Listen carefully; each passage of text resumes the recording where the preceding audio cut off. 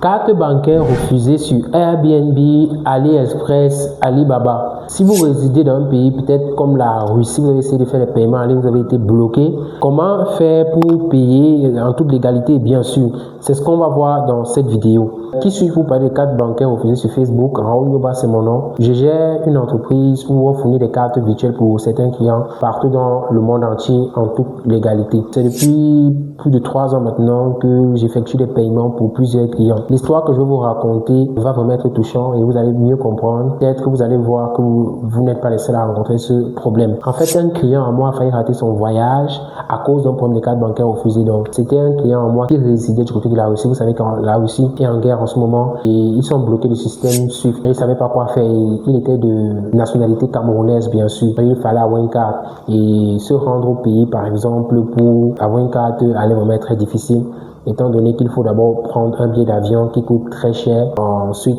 il faudra peut-être penser à siéger au pays avec tous ces problèmes-là. Ce client-là nous a juste contacté et nous a demandé de lui fournir une carte. Bref, suivez toujours cette vidéo, je vais mieux vous narrer l'histoire. Vous devez savoir que parfois, vous avez une carte Visa, mais la carte a toujours des soucis, a des échecs, vous n'arrivez pas à faire les paiements en ligne. Je vais vous donner une statistique. Un voyageur sur 3 a déjà vu sa carte bancaire être refusée sur une boutique en ligne. Et lorsqu'il m'a dit ça, qu'il utilisait une carte Visa, mais la carte était refusée, je n'y croyais pas, il a même failli rater son vol. Jusqu'à ce que je lui offre cette carte et je lui donne ces 3 moyens de contournement de façon légale pour pouvoir faire approuver son paiement, parce que je tiens à préciser le client résidait en Russie. Bon, vous devez d'abord savoir que la vraie galère, pourquoi sa carte ne passe pas, la vraie raison, c'est le fait que la guerre entre l'Ukraine et la Russie a fait en sorte que la Russie soit sanctionnée par le système SWIFT. Pour ceux qui ne savent pas qu'on appelle le système SWIFT, le système SWIFT, c'est un système par lequel la quasi-totalité des paiements en ligne entre pays transitent. Donc, c'est un réseau de plusieurs banques qui peuvent s'interchanger de l'argent en toute légalité, en toute transparence.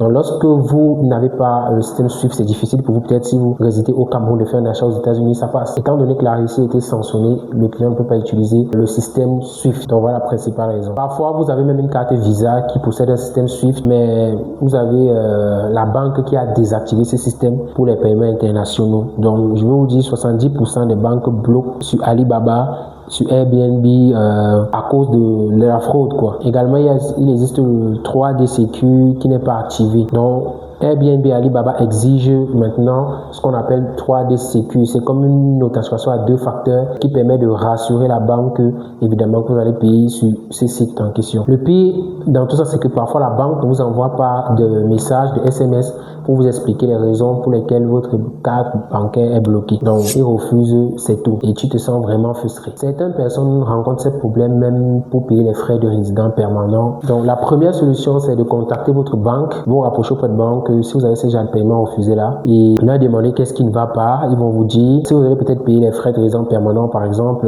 au Canada, ils vont vous demander certains documents qui prouvent que c'est ça que vous voulez payer. Ils vont monter le plafond de votre carte et ils vont débloquer ce blocage là. La deuxième solution, c'est d'activer les paiements internationaux. Vous voyez, certaines banques offrent directement cette possibilité de le faire à partir de l'application. Troisième solution, c'est d'utiliser les cartes bancaires virtuelles. Vous voyez, et c'est ce que nous, on vous offre. Donc, si vous êtes peut-être dans ce type de pays-là et que vous n'êtes pas éligible, vous pouvez passer par notre structure pour pouvoir obtenir des cartes bancaires virtuelles en toute légalité. Utilisez ces cartes pour régler vos paiements. Il existe plusieurs cartes virtuelles en ligne, mais nous, on a notre propre type de carte virtuelle que si vous voulez vous approprier, vous allez nous écrire sur WhatsApp sur le numéro juste en dessous de la vidéo. Je me ferai un plaisir de vous montrer ce type de carte virtuelle à paramétrer cela pour vous. Bon, une autre solution, ça c'est d'utiliser la carte d'un proche qui passe très bien en ligne pour pouvoir faire vos publicités. On arrive dans la fin de cette vidéo. J'espère que vous avez énormément appris. Vous savez déjà comment faire pour continuer ça de façon légale. J'ai bien précisé. Si vous avez besoin de nos services, vous nous écrivez sur WhatsApp sur le numéro juste en dessous de la vidéo afin qu'on vous offre ce type de carte-là. Et pour ceux